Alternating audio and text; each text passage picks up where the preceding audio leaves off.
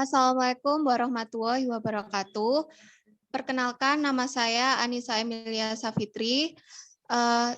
Di sini saya akan menjelaskan materi tentang etika pemasaran bersama teman-teman saya, yaitu Ahmad Zainurida, Ajrina Yumna, Aryo Bimo, dan Destian Reza. Next.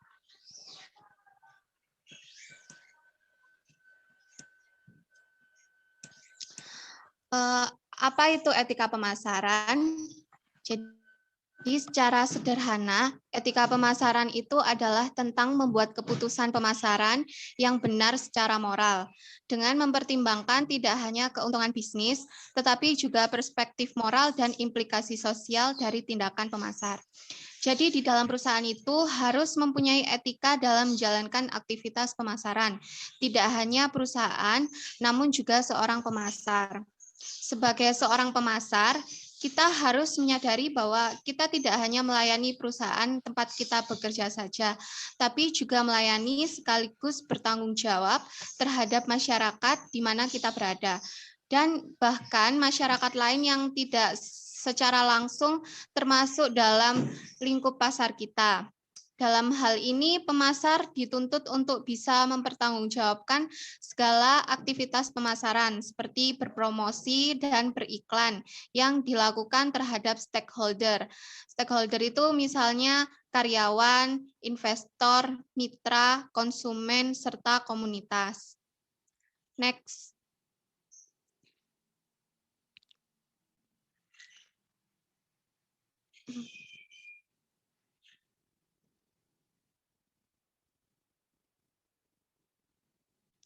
Norma di dalam etika pemasaran.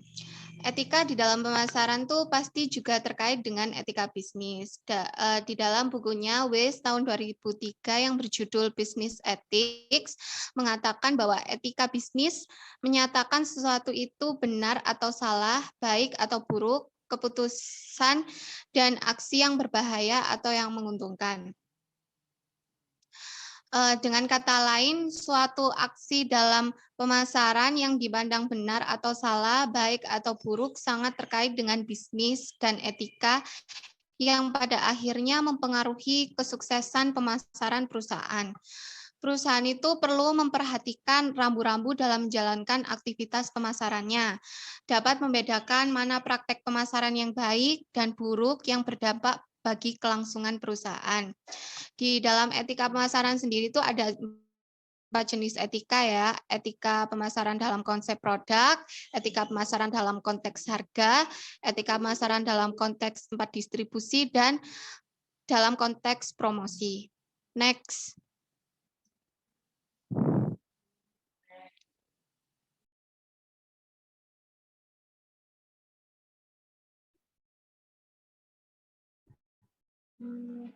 Selanjutnya itu ada prinsip etika bisnis ya. Ada 5, yaitu prinsip otonomi, prinsip kejujuran, prinsip keadilan, dan prinsip saling menguntungkan, dan prinsip lokalitas moral. Yang pertama itu ada prinsip otonomi. Apa sih prinsip otonomi itu? Yaitu kemampuan seseorang mengambil keputusan dan bertindak berdasarkan kesadaran tentang apa yang baik dan buruk, dan bisa bertanggung jawab atas keputusan yang diambil. Yang kedua itu prinsip kejujuran, yaitu prinsip kejujuran itu adalah kunci keberhasilan sebuah bisnis.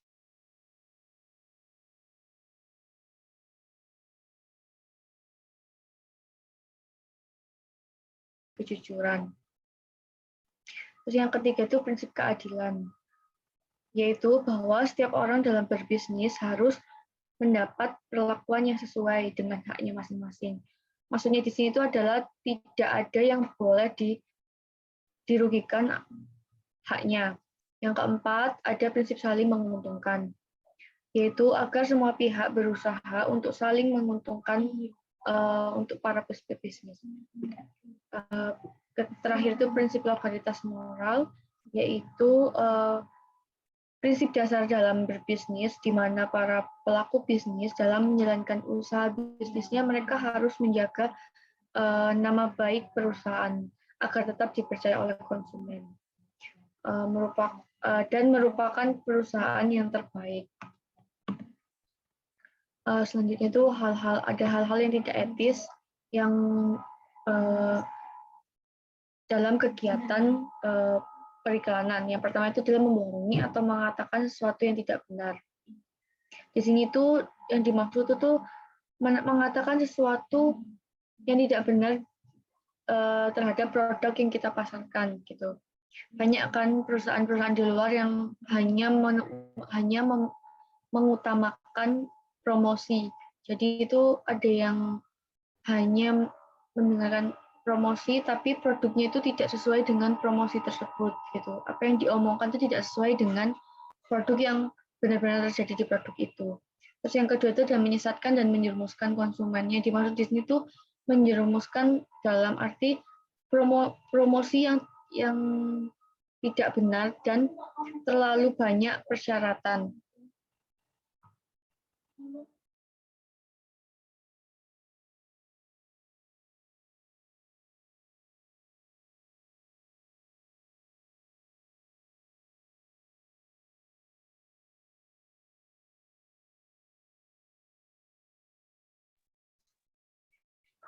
Lalu yang ketiga itu ada menipu publik dan mengatakan hal yang tidak benar mengenai produk atau jasa. Yang dimaksud itu ada mengada-ngada promosi yang tidak ada. Jadi ya, banyak kan seperti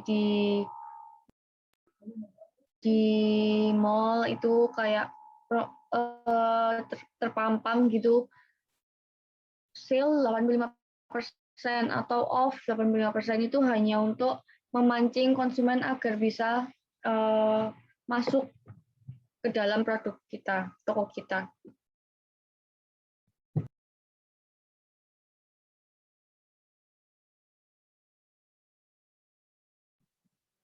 Baik, selanjutnya adalah cara melakukan pemasaran dan promosi dengan etika bisnis. Yang pertama adalah pengenalan diri, yaitu pelaku bisnis mampu mengendalikan diri mereka masing-masing untuk memperoleh apapun dari siapapun dan dalam bentuk apapun.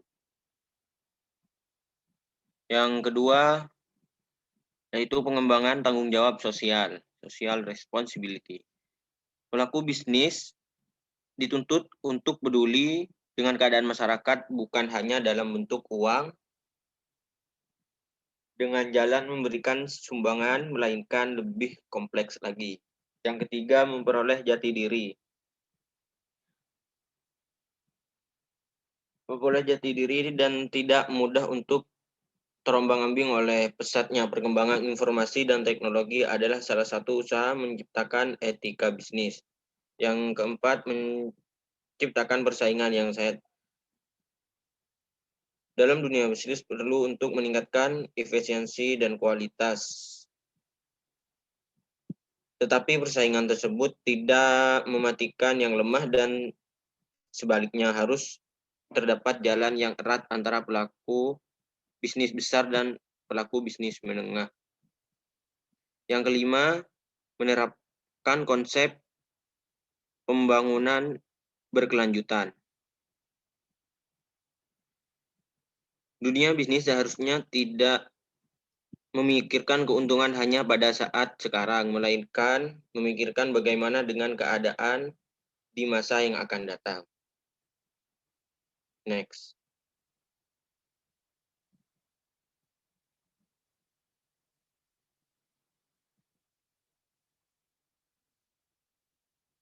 Yang keenam, menghindari sifat 5K.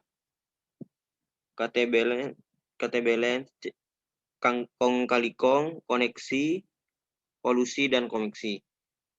Pelaku bisnis harus mampu menghindari sikap tersebut. Kita yakin tidak akan terjadi lagi apa yang dinamakan dengan korupsi, manipulasi, dan segala bentuk permainan curang dalam dunia bisnis. Yang ketujuh, mampu menyatakan yang benar itu benar. Artinya perilaku bisnis itu menerima kredit. Contoh, karena masyarakat tidak bisa dipenuhi.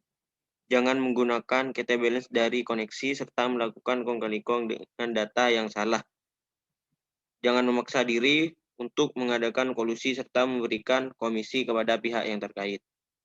Yang nomor 8, menumbuhkan sikap saling percaya antar golongan.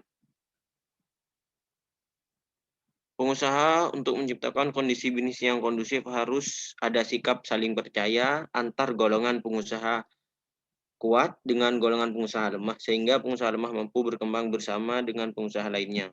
Yang nomor 9, konsekuen dan konsisten dengan aturan main bersama. Pelaku bisnis yang telah ditentukan tidak akan dapat terlaksana apabila setiap orang tidak mau konsekuen dan konsisten dengan etika tersebut. Yang nomor 10, memelihara kesepakatan atau menumbuhkan kesadaran dan rasa memiliki terhadap apa yang telah disepakati adalah salah satu usaha menciptakan etika bisnis. Yang terakhir yaitu perlu menuangkan ke dalam hukum positif. Perlu sebagai etika bisnis dituangkan dalam suatu hukum positif yang menjadi peraturan perundang-undangan, dimaksudkan untuk menjamin kepastian hukum dari etika bisnis tersebut, seperti proteksi terhadap pengusaha lain. Next.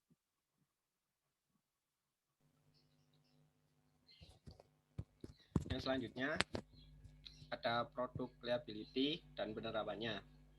Produk liability sendiri merupakan produk tanggung jawab produk secara hukum dari orang atau badan yang bisa berupa perusahaan dan yang menghasilkan produk, atau produsen dari orang atau badan yang bergerak dalam menghasilkan, dalam proses menghasilkan suatu produk, prosesor, dan yang mendistribusikan, distributor. Tujuan dari produk liability sendiri adalah tanggung jawab produk untuk menekankan tingkat kecelakaan karena produk cacat atau menyediakan saran ganti rugi bagi konsumen yang mengonsumsi produk tersebut. Next. Penerapan produk liability. Seseorang konsumen bila dirugikan dalam mengonsumsi barang atau jasa dapat menggugat pihak yang menimbulkan kerugian itu sendiri. Pihak tersebut bisa berarti produsen atau perusahaan, supplier, pedagang besar, dan lain-lain. Tuntutan ganti rugi yang dialami konsumen sebagai akibat penggunaan produk baik yang merupakan kerugian materi, fisik, maupun jiwa. Tuntutan tersebut harus didasarkan pada kondisi yang telah terjadi sesuai hukum yang ada, atau dengan kata lainnya, konsumen harus membuktikan terlebih dahulu kesalahan yang telah dilakukan oleh pelaku usaha tersebut. Next.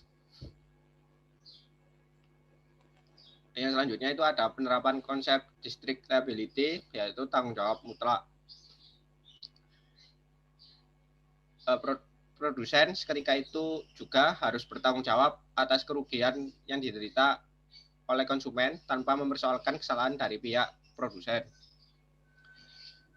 Jika performa produk selama waktu pemakaian tertentu ternyata tidak sesuai dengan yang dijanjikan, maka konsumen dapat menuntut pelaku usaha dengan tanggung jawab produk karena telah memenuhi syarat, yaitu adanya produk yang cacat dan merugikan dengan konsep strict liability tersebut. Next. Baik, selanjutnya saya akan menjelaskan mengenai etika bersaing dalam pelayanan. Jadi di sini kita harus tahu terlebih dahulu bahwa persaingan usaha yang sehat akan menjamin keseimbangan antar hak produsen dan juga hak konsumen. Nah, indikator dari persaingan yang sehat adalah tersedianya banyak produsen, harga pasar yang terbentuk antara permintaan dan penawaran pasar, serta peluang yang sama dari setiap usaha dalam bidang industri maupun bidang perdagangan. Nah, adanya persaingan yang sehat akan menguntungkan semua pihak termasuk konsumen dan pengusaha kecil, serta produsen itu sendiri, karena akan menghindari terjadinya konsentrasi kekuatan pada satu atau beberapa usaha tertentu.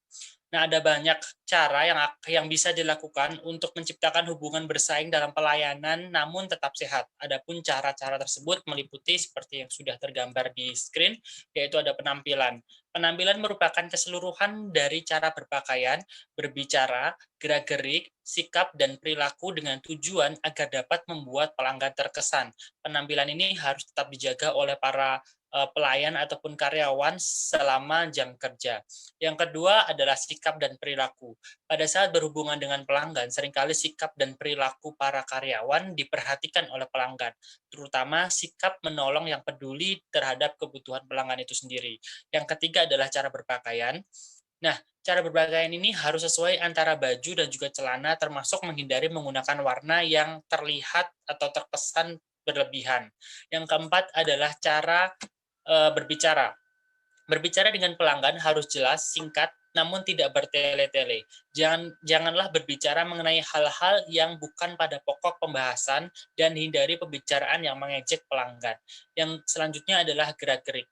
Pada saat melayani pelanggan, kita harus memperhatikan atau menjaga gerak-gerik anggota badan karena hal ini akan diperhatikan oleh pelanggan pada saat karyawan memberikan pelayanan. Yang selanjutnya adalah cara bertanya. Bila pelanggan pendiam, maka karyawanlah yang harus jemput bola atau memberikan pertanyaan terlebih dahulu kepada pelanggan tersebut. Namun jika sebaliknya pelanggan yang banyak tanya, sebaiknya karyawan yang mendengarkan dengan baik dan menjawab dengan baik pula. Terima kasih. Next. Selanjutnya ada penerapan etis yang berkaitan dengan etika dalam pemasaran. Jadi kegiatan pemasaran atau promosi itu hendaknya dilakukan untuk memberitahu atau menawarkan produk baik itu barang maupun jasa dengan mudah dan cepat untuk dikenali oleh para konsumen atau masyarakat itu sendiri. Nah, beberapa hal yang masih harus diperhatikan dalam memasarkan atau memproduksi suatu produk entah itu barang ataupun jasa dengan etika bisnis yang baik sebagai berikut. Yang pertama, mampu mengendalikan diri sendiri untuk tidak memperoleh apapun dan dari siapapun serta dalam bentuk apapun. Yang kedua, mempunyai tanggung jawab sosial terhadap masyarakat. Yang ketiga, tetap mempertahankan jati diri agar tidak mudah tergiur oleh hal-hal yang dapat merugikan pihak lain. Yang keempat, menciptakan persaingan yang sehat dengan dapat menjalin kerjasama antar beberapa pihak yang terkait. Dan yang terakhir adalah memelihara kesepakatan atau menimbulkan kesadaran terhadap apa yang telah disepakati dengan konsumen ataupun pelanggan. Next. Nah, di sini terdapat norma dan etika umum dalam bidang pemasaran. Yang pertama, etika pemasaran dalam konsep produk, yaitu pemasar harus benar-benar bisa memperhatikan bahwa produk yang dibuat itu sudah berguna atau akan berguna kepada kebutuhan masyarakat itu sendiri. Yang kedua, etika pemasaran dalam konteks harga. Jadi di sini pemasar benar-benar harus dituntut untuk mengetahui terlebih dahulu apakah harga yang dibebankan kepada biaya produksi itu sudah layak untuk dipasarkan. Yang ketiga adalah etika pemasaran dalam konteks tempat maupun distribusi. Di sini pemasar harus bisa memperhatikan bahwa barang itu terjamin keamanan serta keutuhannya. Dan yang terakhir adalah etika pemasaran dalam konteks promosi. Di sini pemasar harus dituntut untuk tidak mengecewakan konsumen. Di sini juga dituntut untuk menjaga image yang positif serta harus dituntut menyampaikan informasi yang benar serta objektif. Nah, itu tadi presentasi yang dapat kami sampaikan terkait dengan etika pemasaran. Kurang lebihnya kami memohon maaf. Wassalamualaikum warahmatullahi wabarakatuh.